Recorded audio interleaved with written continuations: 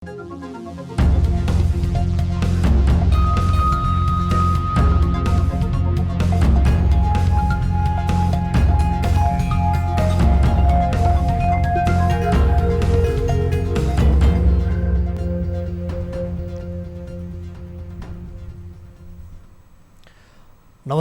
यो हो news 24 television prime time न्यूजमा स्वागत छ। कोरोना महामारीको त्रासले समग्र मुलुकलाई फेरि गाजेको छ। देशभित्र संक्रमित बढ्दै गर्दा सीमा नाकाबाट आउने आफ्नैहरूसँग पनि डराउनु पर्ने भएको छ। सरकारले लकडाउनको चेतावनी दिनुभन्दा संक्रमण फैलन नदिन प्रभावकारी उपाय लागू गर्नुपर्ने हो। तर सबैतिर खुकुलो छ, संक्रमणलाई रोक्ने संयन्त्र पनि सबै भुत्ते। त्यसैले जनता आफै सजग र सचेत बन्नुभन्दा अर्को विकल्प भने छैन। यता देशको राजनीतिलाई भने कोरोनाको कुनै पिर छैन। अझ दलहरू आफ्नै दाउपेचमा छन्। संसदमा भर्सक अर्को दलका सांसदहरू कसरी चोर्ने भन्ने प्रवृत्ति बढ्दा मधेस केन्द्रित दलहरू कता लाग्ने अझै टुङ्गोमा पुग्न सकेको छैन। अनि काठमाडौँको शिवपुरीको जंगलमा आगो लाग्दा उघ्रिएको मौसम खुलेकोमा हर्षित बन्नेहरू फेरि तर्सिएका छन्। यो सँगसँगै ओस्कार अवार्ड विजेता टाइटानिक चलचित्रमा देखाइएको पीडाको अर्को कथा पनि आजको बुलेटिनमा महत्त्वका साथ समेटेका छौं। अब प्राइम टाइम न्यूजका हेडलाइन्स। विश्व पर्व मनाउन स्वदेश फर्किनेको लर्को, कोरोना संक्रमण जोखिम बढ्न सक्ने खतरा। गड्डाचौकीमा चेक जाँच पनि प्रभावकारी बन्न सकेन। स्वास्थ्य चेक जाँच लगायत आवश्यकता अनुसार चाहिँ एन्टिजेन टेस्ट गर्ने काम पनि हामीले गरिराखेका छौँ। कोरोनाको दोस्रो लहर बढेसँगै गम्भीर बिरामीको संख्यामा पनि वृद्धि। आइसियुमा 89 जना रहँदा भेन्टिलेटरमा 15 संक्रमित।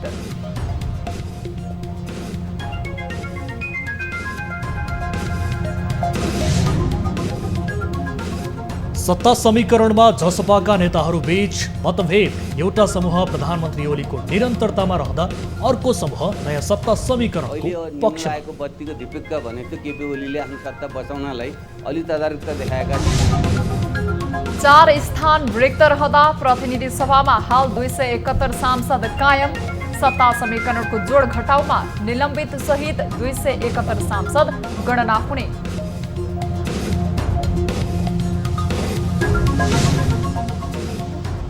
काठमाडौँको शिवपुरी नागार्जुन राष्ट्रिय निकुञ्जमा भीषण आगलागी।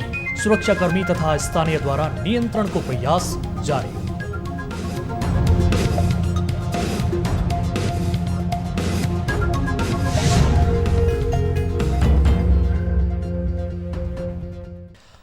हामी निरन्तर न्यूजमा छौं। भारतका विभिन्न स्थानमा रोजगारीका लागि गएका नेपाली सीमा नाका हुँदै स्वदेश फर्कने लर्को लागेको छ। अहिले कञ्चनपुरको गड्डाचौकी नाकाबाट दैनिक ठूलो संख्यामा सुदूरपश्चिम क्षेत्रमा मनाइने विश्व पर्वका लागि नेपाली नागरिकहरू घर फर्किरहेका छन्। एक रिपोर्ट।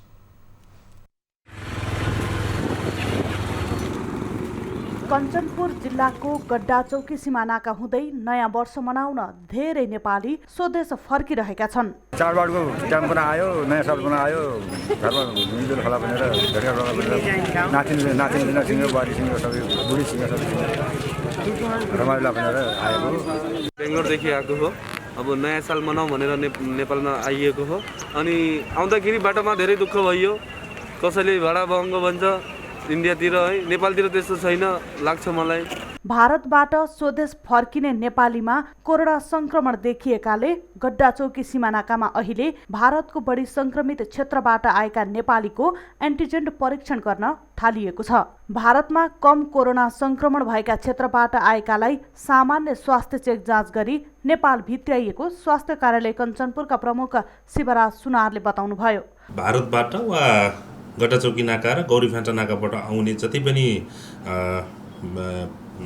मान्छेहरू हुनुहुन्छ उहाँहरूको चाहिँ स्वास्थ्य चेक जाँच लगायत आवश्यकता अनुसार चाहिँ एन्टिजेन टेस्ट गर्ने काम पनि हामीले गरिराखेका छौँ। सीमानाकामा भारतबाट नेपाल फर्किने नेपालीलाई आफ्नो देशसम्म सुरक्षित साथ स्वदेश फर्काउन भारतीय सुरक्षाकर्मीसँग सम्पर्क गरिराखेको र सोधपुछ र सहयोगका लागि हेल्प डेस्कको समेत स्थापना गरिएको जिल्ला प्रहरी कार्यालय कञ्चनपुरका प्रहरी परीक्षक उमा प्रसाद चतुर्वेदीले बताउनु भएको छ।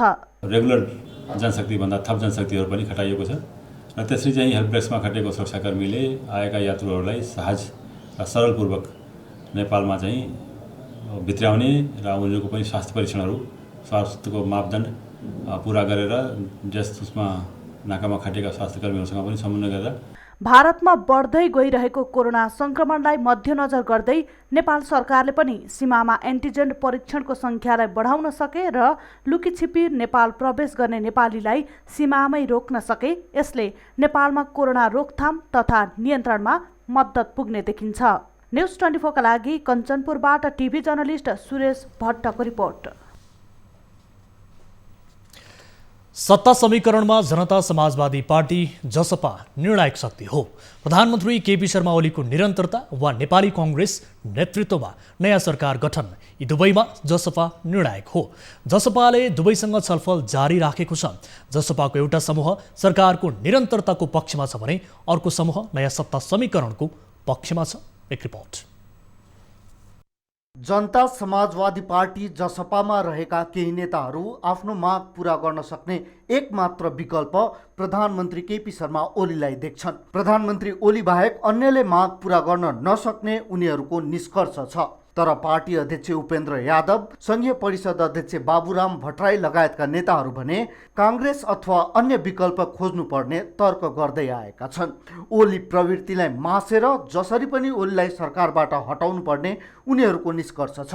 अहिले निम्न लागेको बत्तीको धिपिक्क भने जस्तो केपी ओलीले आफ्नो सत्ता बचाउनलाई अलि तदारुकता देखाएका छन्। त्यो बेलाको लाभ सकिन्छन् कि नलिने भनेर चाहिँ हाम्रो केही साथीहरू लाग्नु भएको मात्रै हो। त्यसमा सत्ता साझेदारीको र केपी ओलीलाई को बचाउ गर्ने कुनै पनि मनसा र लक्ष्य छैन।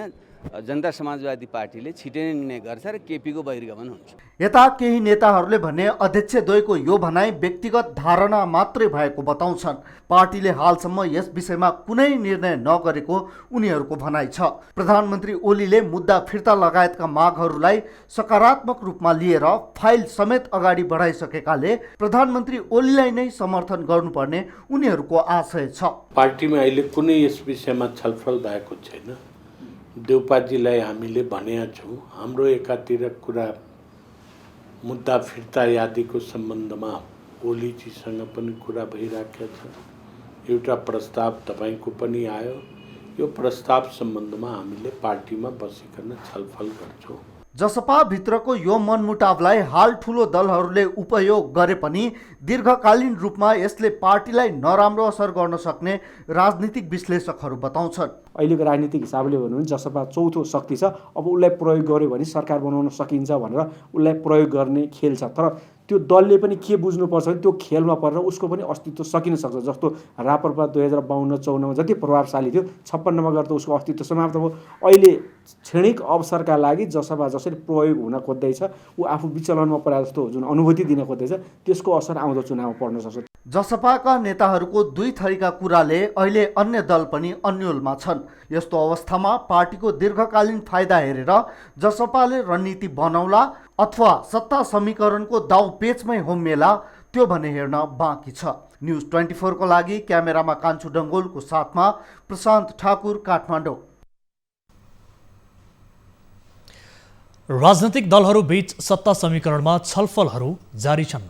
प्रत्यक्ष र समानुपातिक दुई प्रकृतिको निर्वाचनबाट बनेको प्रतिनिधि सभामा 275 जना सांसद छन्। त्यसमध्ये हाल 4 स्थान रिक्त छ र 271 मात्र प्रतिनिधि सभामा सांसद कायम छन्। त्यसमध्ये 4 जना निलम्बनमा छन्। यसले सत्ता समीकरणमा कसरी प्रभाव पार्छ? एक रिपोर्ट। अहिले 7 दलको प्रतिनिधित्व रहेको प्रतिनिधि सभामा 1 जना स्वतन्त्र सांसद पनि छन्। नेकपा एमाले, नेपाली कांग्रेस, नेकपा माओवादी केन्द्र र जनता समाजवादी पार्टी जसपा राष्ट्रिय मान्यता प्राप्त दलहरू हुन् भने राष्ट्रिय प्रजातन्त्र पार्टी राप्रपा, नेपाल मजदुर किसान पार्टी नेमकिपा र राष्ट्रिय जनमोर्चासँग पनि 1-1 जना सांसद रहेका छन्। प्रत्यक्ष र समानुपातिक गरी दुई प्रकृतिबाट प्रतिनिधि सभामा सांसदहरूको प्रतिनिधित्व रहने संवैधानिक व्यवस्था छ। प्रतिनिधि सभाको अवस्था: कुल सदस्य संख्या 275, हाल कायम सदस्य संख्या 271, रिक्त संख्या 4, निलम्बनमा रहेका सदस्य संख्या 4। एमाले प्रवेश गरेका आफ्ना 4 सदस्यहरूलाई नेकपा माओवादी केन्द्रले कारबाही गर्यो। अर्घाखाँचीबाट निर्वाचित टोपबहादुर रायमाझी, कैलाली 4बाट लेखराज भट्ट, कैलाली 3बाट गौरीशङ्कर चौधरी र रौतहट 3बाट प्रभु शाह कारबाहीमा परेका हुन्। ती क्षेत्रहरू अहिले रिक्त छन्। कङ्ग्रेसका 2 र जसपाका 2 सदस्य गरी 4 प्रतिनिधि सभा सदस्य निलम्बनमा छन्, तर उनीहरूको हाल कायम सदस्यको रूपमा गणना हुन्छ। प्रतिनिधि सभामा प्रतिनिधित्व गर्ने दलीय अवस्था: नेकपा एमाले 121, नेपाली कङ्ग्रेस 63, 2 निलम्बित, नेकपा माओवादी केन्द्र 49, जनता समाजवादी पार्टी जसपा 34, 2 निलम्बित, राष्ट्रिय प्रजातन्त्र पार्टी राप्रपा 1, नेपाल मजदुर किसान पार्टी नेमकिपा 1, राष्ट्रिय जनमोर्चा राजमो 1, स्वतन्त्र 1। सङ्घीय संसदको तल्लो सदन प्रतिनिधि सभामा प्रत्यक्ष निर्वाचन क्षेत्र 175 रहेका छन्। समानुपातिकतर्फ 110 क्षेत्र रहने व्यवस्था रहेको छ। दुवै प्रकृतिको निर्वाचन क्षेत्र गणना गर्दा प्रतिनिधि सभाको कुल क्षेत्र 275 कायम रहन्छ। समानुपातिकतर्फ निर्वाचन आयोगमा दलहरूले बुझाएका बन्द सूचीबाट रिक्त स्थान पूर्ति गर्न सकिन्छ भने प्रत्यक्ष निर्वाचनतर्फ रिक्त रहे निर्वाचनमै जानुपर्ने हुन्छ। हाल कायम 271 सांसदको गणनाले सत्ता समीकरणमा प्रभाव राख्छ। संसदको ठूलो दल एमाले जसपाको साथ मात्र दिँदा बहुमत कायम रहन्छ, तर सत्तारूढ एमाले बाहेकका दलको सरकार बन्न कङ्ग्रेस, माओवादी र जसपा तीनै दल एक ठाउँमा उभिनै पर्छ। हामी निरन्तर न्युजमा छौं। कोरोना भाइरसको दोस्रो लहरको संक्रमण नियन्त्रण गर्न सरकारले राति 9 बजेपछि रात्रिकालीन व्यवसाय बन्द गर्न निर्देशन दिएको छ। यसबाट व्यवसायीहरू भने चिन्तित बनेका छन्। दिनभर भिडभाड हुँदा सरकारले वास्ता नगरेको, तर राति मात्र कडाई किन भन्दै रात्रिकालीन व्यवसायीहरूले प्रश्न उठाएका छन्। एक रिपोर्ट। सरकारले कोरोना संक्रमण फैलिन नदिन रात्रिकालीन व्यवसायमा कडाई गरेको छ। लामो समयको लकडाउनले थलिएका व्यवसायी सरकारको पछिल्लो निर्देशनले चिन्तित र आक्रोशित समेत बनेका छन्। रात्रिकालीन व्यवसाय सञ्चालन गर्ने व्यवसायी सरकारको निर्देशन आश्चर्यजनक रहेको उनीहरूको प्रतिक्रिया छ। दिनभरि जतिसुकै भिडभाड गरे पनि छुट हुने, तर राति काम गरेर खानेलाई बन्देज गरिएकोमा उनीहरू असन्तुष्ट बनेका छन्। सभा जुलुस गोष्ठी समारोह त्यसलाई मध्यनजर गर्नु पर्यो र यदि कोभिड हुलबाटै सर्ने हो भने उहाँले बन्द गर्नु पर्यो र राज्यबाट नै तटस्थता देखाउनु पर्यो। दोस्रो कुरा, विपक्षीले गर्ने जुन चाहिँ सभा जुलुसहरू पनि यस्तो बन्द गर्नु पर्यो। कोरोना कोभिड-19 भनेको खालि यो राति 9 बजेपछि मात्रै आउने जस्तो मलाई चाहिँ लाग्दैन। तपाईँ आफूहरूलाई पनि थाहा छ, तपाईँहरू एउटा पत्रकार होइन। अब तपाईँ बिहान 5 बजेदेखि बेलुका 8 बजीसम्म झन्डै माइक्रोदेखि लिएर तपाईँको साझा बसदेखि हरेक कुराहरू चलिरहेको हुन्छ। तपाईँ आफै एनालाइज गर्नु त्यो मान्छे कति हुन्छ, माइक्रोमा कति खोचाखोच हुन्छ। राति 9 बजेदेखि मात्रै कोरोना सर्ने सरकारको तर्कले आफूहरू अचम्मित भएको व्यवसायीको भनाइ छ। कोरोना नियन्त्रण नै गर्ने सरकारको नीति भए दिउँसो पनि कडाई गर्नुपर्ने सुझाव दिएका छन्। सभाहरू गरिरहेको छ, यी इत्यादि ठाउँहरूमा चाहिँ कोरोना नलाग्ने, जब बेलुका 9 बजेपछि केही क्लबहरूमा केही दर्जन व्यक्तिहरूबाट चाहिँ कोरोना सर्ने भन्ने कुराहरू चाहिँ यो हामीहरूले नबुझेको कुरा हो। बुधबार जारी सूचनामा कोरोनाको नयाँ भेरिएन्टका बिरामीको संख्या बढ्दै गएकाले सार्वजनिक यातायात र विद्यालय लगायत धेरै भिड हुने स्थानमा स्वास्थ्यको मापदण्ड अपनाउन आग्रह गरिएको छ। त्यससँगै रात्रिकालीन व्यवसाय तथा रेस्टुरेन्ट राति 9 बजेपछि कडाईका साथ बन्द गराउन पनि मन्त्रालयले निर्देशन दिएको थियो। न्युज 24 का लागि क्यामेरामा केशव निरौलाका साथमा राजन ढकालको रिपोर्ट।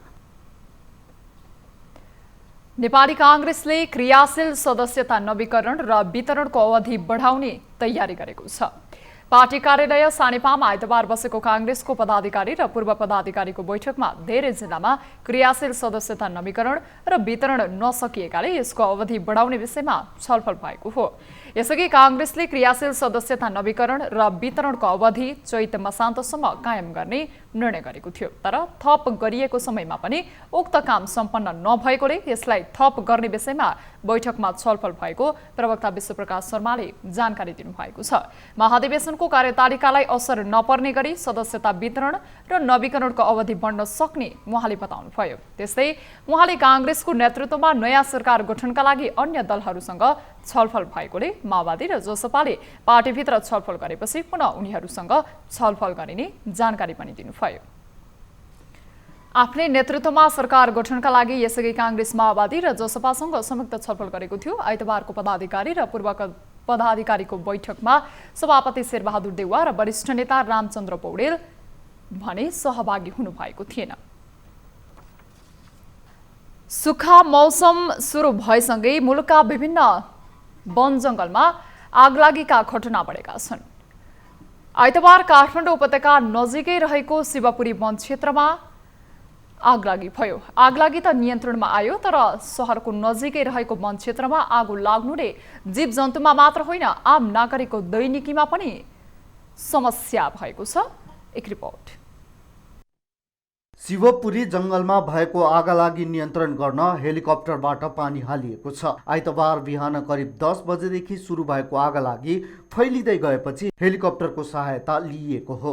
आगो नियन्त्रणमा लिन नेपाली सेना, सशस्त्र प्रहरी, नेपाल प्रहरी र स्थानीयले दिनभर प्रयास गरे। सिमरिक एयरलाइन्सले पानी हालेको प्रहरी प्रभाग बुढा नीलकण्ठले जनाएको छ। काठमाडौँ शहरबाट नजिक रहेको यो निकुञ्ज पूर्वमा चिसापानीदेखि पश्चिममा ककनीसम्म फैलिएको छ। उत्तर दक्षिण चौडाइ सरदर 9 किलोमिटर र पूर्व पश्चिम लम्बाइ सरदर 20 किलोमिटर रहेको शिवपुरी क्षेत्र काठमाडौँ उपत्यकाको खानेपानी आपूर्तिको मुख्य स्रोत हो। यस क्षेत्रबाट प्रतिदिन करिब 10 लाख घनलिटर पानी उपलब्ध हुन्छ। सुन्दरी जलमा सङ्कलित पानीबाट जलविद्युत पनि उत्पादन गरिएको छ। शिवपुरीको उत्तरी ढलानमा ठुला नदीनाला नभए पनि ससाना खाले खोल्सा खोल्सीहरू थुप्रै छन्। शिवपुरी क्षेत्रबाट बग्ने नदीनालाको पानी वरपरका गाउँलेहरूले सुक्खा मौसममा खेतीपाती गर्न पनि प्रयोग गर्ने गरेका छन्। आगलागीले वन विनाश गराएसँगै पानीका स्रोतहरूमा प्रभाव पार्छ। शिवपुरी जलाधार क्षेत्रको रूपमा सन् 1989 मा स्थापित यसको क्षेत्रफल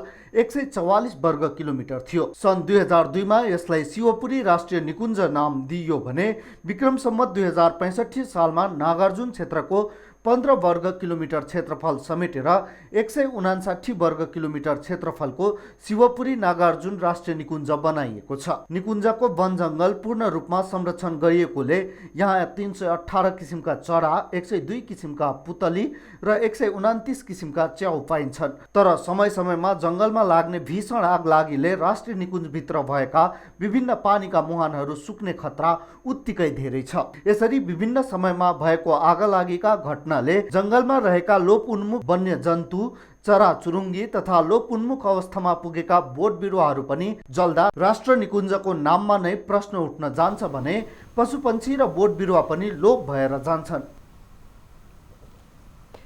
प्रत्येक वर्ष चैत कृष्ण औँसीका दिन मनाइने घोडेजात्रा पर्व आइतबार मनाइएको छ।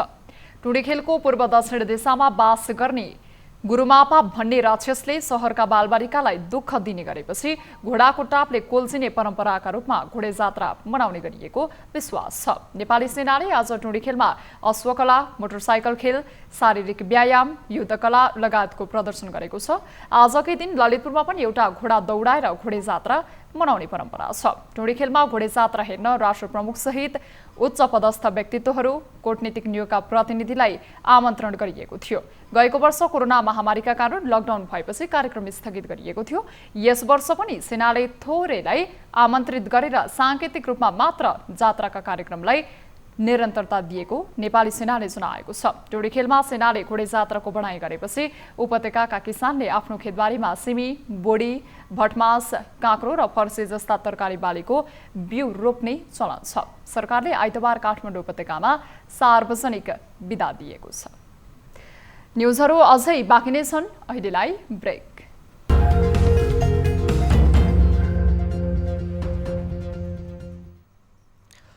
हामी निरन्तर न्युजमा छौँ। नेपालमा आइतबार थप 303 जनामा कोरोना भाइरसको संक्रमण पुष्टि भएको छ। यो सँगै नेपालमा कोरोना संक्रमितको संख्या 2,80,028 पुगेको छ। त्यस्तै कोरोनाका कारण थप 1 जनाको मृत्यु भएको स्वास्थ्य मन्त्रालयले जनाएको छ। हालसम्म नेपालमा 3,040 जनाले कोरोनाका कारण ज्यान गुमाएका छन्। मन्त्रालयका अनुसार थप 141 जना कोरोना मुक्त भएका छन् भने हालसम्म 2,74,027 जना कोरोना मुक्त भइसकेका छन्। नेपालमा हाल 2,961 जना आइसोलेसन र 83 जना क्वारेन्टिनमा रहेका छन्। त्यस्तै नेपालमा हालसम्म 23,12,901 वटा PCR विधिबाट परीक्षण गरिएको छ। कोरोनाको दोस्रो लहर बढेसँगै कोरोनाकै कारण गम्भीर बिरामी हुनेको संख्या पनि बढेको एक तथ्याङ्कले देखाएको छ। पछिल्लो समय सक्रिय संक्रमित, आइसियु र भेन्टिलेटरमा रहेका बिरामीको संख्या पनि बढ्दो क्रममा देखिएको छ। हाल आइसियुमा 89 जना र भेन्टिलेटरमा 15 जना संक्रमित रहेका छन्। एक रिपोर्ट। गत आइतबार कोरोना संक्रमणले गम्भीर अवस्थामा पुगेका संक्रमित 47 जना आइसियु र 11 जना भेन्टिलेटरमा थिए। त्यसको एक हप्तामा 89 जना आइसियु र 15 जना भेन्टिलेटरमा पुगेको स्वास्थ्य मन्त्रालयको तथ्याङ्क छ। आज देशभरि 89 जना आइसियुमा भर्ना भएका मध्ये 15 जना संक्रमित भेन्टिलेटरमा उपचाररत हुनुहुन्छ। कोरोना नियन्त्रणका लागि सरकारले गत वर्ष गरेको तयारीले अबको संक्रमण नियन्त्रण गर्न चुनौतीपूर्ण हुने चिकित्सकहरूले बताएका छन्। शुक्रराज ट्रपिकल तथा सरुवा रोग अस्पताल टेकुमा एकाएक गम्भीर बिरामीको चाप बढेको अस्पतालले जनाएको छ। कोरोना संक्रमितको संख्या दैनिक बढिरहँदा PCR परीक्षणको दायरा भने बढेको छैन। आइतबार देशभरका विभिन्न प्रयोगशालामा 3,125 जनाको PCR परीक्षण गरिएको थियो। संक्रमणको अवस्था भयावह हुन नदिन PCR परीक्षण बढाउनुका साथै सीमा नाकामा निगरानी बढाउन विज्ञको सुझाव छ। क्यामेरामा कान्छा डङ्गोलका साथ टिभी जर्नलिस्ट रिया भण्डारी, काठमाडौँ। अब बिजनेस न्यूज। जनकपुर धाम उद्योग वाणिज्य सङ्घको नयाँ नेतृत्वका लागि सम्पन्न निर्वाचनको मतगणनाका क्रममा बढी मतपत्र भेटिएको भन्दै एक पक्षले प्रदर्शन गरेको छ। मतदान भन्दा बढी मतपत्र पाइएको भन्दै असन्तुष्ट व्यवसायीहरूले निर्वाचन समिति विरुद्ध प्रदर्शन गरेका छन्। जनकपुर धाम उद्योग वाणिज्य सङ्घले गठन गरेको निर्वाचन समिति विरुद्ध असन्तुष्ट व्यवसायीहरूले विरोध प्रदर्शन गर्दा प्रहरीले प्रदर्शनकारीहरूमाथि लाठीचार्ज समेत गरेको थियो। वरिष्ठ उपाध्यक्ष पदको मतगणनाको क्रममा उम्मेद्वार सुरेन्द्र भण्डारीको पक्षमा मत कम आउन थालेपछि मतदान भन्दा बढी मतपत्र मतगणनामा फेला परेको भन्दै भण्डारी पक्षले प्रदर्शन निर्वाचन समिति विरुद्ध नाराबाजी गरेका हुन्। प्रदर्शनकारीले निर्वाचन समिति विरुद्ध टायर बालेर विरोध गर्दा अवस्था तनावग्रस्त बनेको थियो। प्रदर्शनकारी समूहबाट ढुङ्गा मुढा प्रहारपछि प्रहरीले लाठीचार्ज समेत गरेका थिए। लाठीचार्जबाट 4 जना प्रदर्शनकारी घाइते भएका छन्। यता निर्वाचन समितिका अनुसार मतगणनामा मनिष रमण शाहले अग्रता लिएपछि प्रतिस्पर्धी उम्मेद्वार भण्डारी पक्षधरले 150 मत बढी भएको भन्दै झुट्टो हल्ला फैल्याउँदै विवाद उत्पन्न गरेको थियो। समितिका अनुसार वरिष्ठ उपाध्यक्ष पदका मतगणना असन्तुष्ट पक्षको विवादको कारण हाल अवरुद्ध रहेको छ। जारी मतदानमा जनकपुर धाम उद्योग वाणिज्य सङ्घमा 5,027 मतदाता आबद्ध मध्ये 4,311 जनाले मतदान गरेका थिए। अहिले मतगणना स्थगित गरिएको छ।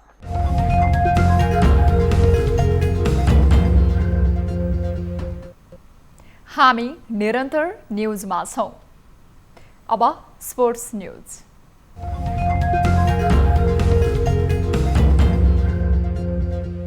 प्रथम महिला सगरमाथा आरोही राष्ट्रिय विभूति भासाङ ल्यामु शेर्पा स्मृति कप गाउँ स्तरीय पुरुष र जिल्ला स्तरीय खुला महिला भलिबल प्रतियोगिता हुने भएको छ।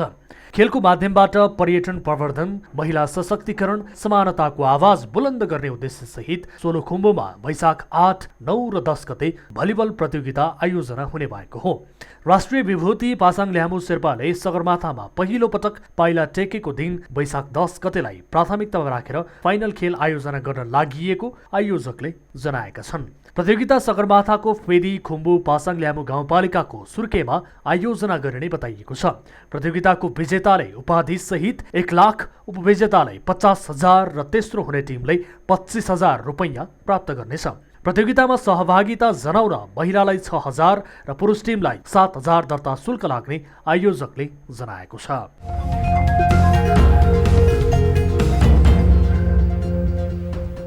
अब विद्या बस्नेतका साथमा फटाफट न्यूज।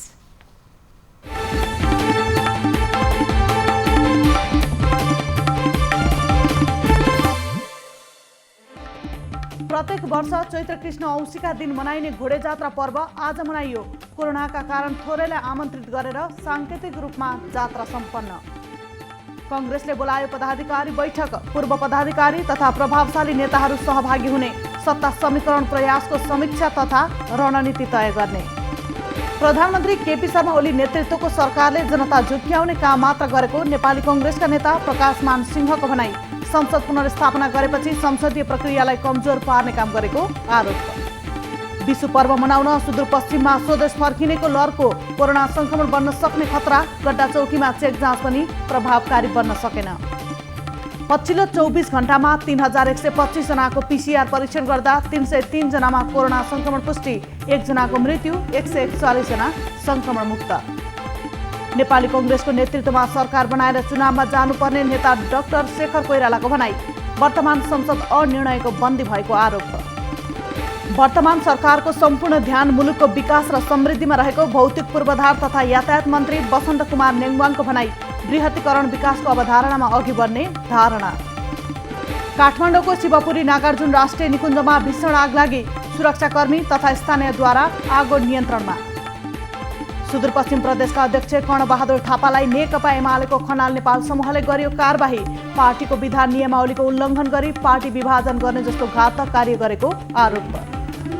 चितवनमा म्याजिक भ्यान अनियन्त्रित भई खाल्डोमा खस्दा 2 जनाको मृत्यु, 7 जना घाइते। घाइतेहरूको भरतपुर अस्पताल, नयाँ मेडिकल कलेज र पुरानो मेडिकल कलेजमा उपचार हुँदै। विद्यालय बन्द गर्ने सिफारिसप्रति निजी तथा आवासीय विद्यालय अर्गनाइजेसन नेपाल प्याप्सनको विरोध। स्वास्थ्य सावधानी अपनाई शैक्षिक संस्थाहरू सञ्चालनको माग। बैतडीका 15वटा भन्दा बढी सामुदायिक वनको 155 हेक्टर क्षेत्रमा आग लागि। आगलागीका कारण काँचो रुख समेत जलेर नष्ट। देशमा शान्तिको कामना गर्दै पशुपति क्षेत्रमा बच्छलेश्वरी जात्रा सुरु। बच्छलेश्वरी देवीको बहिनी मानिने देवीहरूलाई निमन्त्रणा दिन काठमाडौँको विभिन्न पीठहरूमा खट परिक्रमा। सिराहामा गोली प्रहारबाट एक व्यवसायीको हत्या। सुन चाँदी र नगद लुटपाट, हत्यामा संलग्न भएको आशंकामा 2 जना पक्राउ। बागलुङ नगरपालिका 3 गुठीमा रहेको सिर्जना फर्निचरमा आग लागि। फर्निचरमा रहेका सबै काठपात तथा तयारी सामग्रीहरू जलेर नष्ट हुँदा लाखौंको क्षति। कोरोना संक्रमणको दोस्रो लहर फैलिन सक्ने भन्दै सतर्कता अपनाउन सीसीएमसीको अपिल। जिल्ला कोभिड-19 सङ्कट व्यवस्थापन केन्द्रलाई अझ बढी सक्रिय बनाउने निर्णय। कोरोनाको दोस्रो लहरको संक्रमण नियन्त्रण गर्न राति 9 बजेपछि रात्रिकालीन व्यवसाय बन्द गर्ने सरकारको निर्देशन। रात्रिकालीन व्यवसायमा रोक लगाउने सरकारको नीतिप्रति व्यवसायी असन्तुष्ट। साबिक विजेता रियल मड्रिड स्पेनिस ला लिगा फुटबलको शीर्ष स्थानमा। बार्सिलोना 2-1 गोल अन्तरले पराजित। आइपिएल क्रिकेटमा आइतबार हैदराबाद र कोलकाता भिड्दै। खेल नेपाली समय अनुसार राति 7:45 बजेदेखि चेन्नईमा सुरु हुने। अन्तर्राष्ट्रिय बजारमा सुन चाँदीको मूल्यमा गिरावट।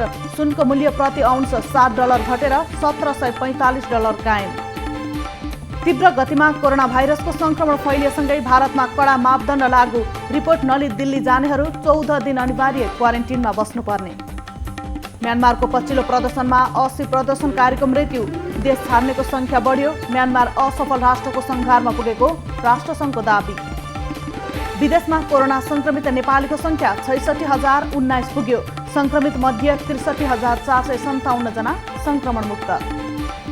र चीनको कोइला खानीभित्र काम भइरहेको समयमा बाढीका कारण पानी भरिँदा 21 जना कामदार बेपत्ता, 8 जनाको सकुशल उद्धार।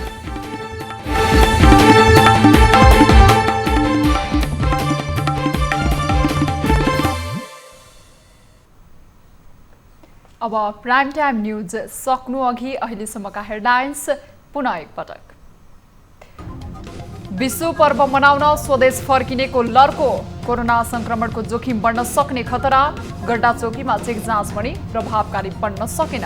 स्वास्थ्य चेक जाँच लगायत आवश्यकता अनुसार चाहिँ एन्टिजेन टेस्ट गर्ने काम पनि हामीले गरिराखेका छौँ। कोरोनाको दोस्रो लहर बढेसँगै गम्भीर बिरामीको संख्या पनि वृद्धि। आइसियुमा 89 जना रहँदा भेन्टिलेटरमा 15 संक्रमित।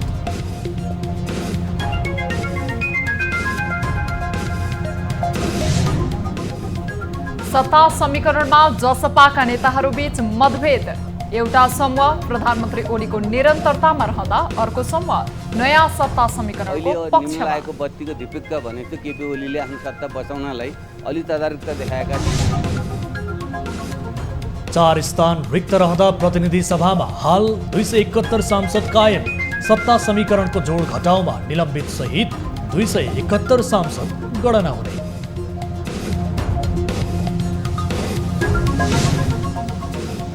र काठमाडौँको शिवपुरी नागार्जुन राष्ट्रिय निकुञ्जमा भीषण आग लागि। हेलिकप्टर सहित सुरक्षाकर्मी तथा स्थानीयको प्रयासमा आगो नियन्त्रण गरियो।